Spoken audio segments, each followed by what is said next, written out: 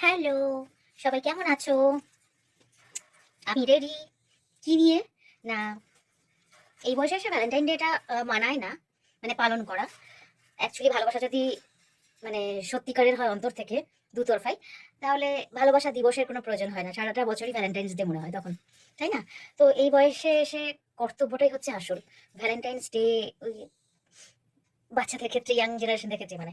তো চলো, ভ্যালেন্টাইন্স ডেতে আমি যে জিনিসটা কিনেছি সেটা আমার, তোমরা দেখলে হয়তো হাসবে, আমার ফেভারিট জিনিস কিনেছি, মানে আমার দরকার এবং ফেভারিট বলতে পারো। এটা আমার দিন ধরে ইচ্ছা ছিল কিনবো, তো চলো গিফট হিসেবে নিয়ে নিয়েছি সেটা।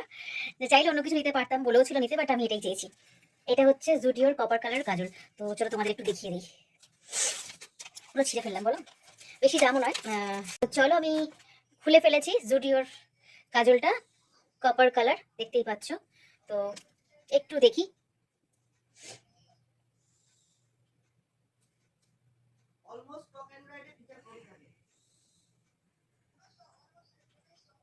এই হচ্ছে কালারটা, মানে একদম লাইট একটা কপার শেড, মানে চোখে খুব একটা বোঝা যাবে না।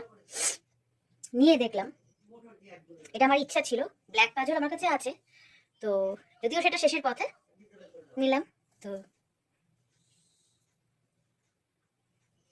এটা কিন্তু স্মাচ হয়ে যাচ্ছে জানো, কাজলটা স্মাচ করে যাচ্ছে।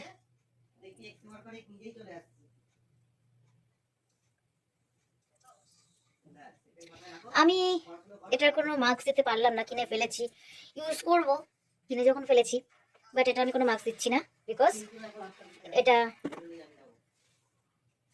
স্মাচ করে যাচ্ছে। এর থেকে আমার সেলিং প্রোডাক্ট অনেক ভালো, ফিডব্যাক অনেক ভালো।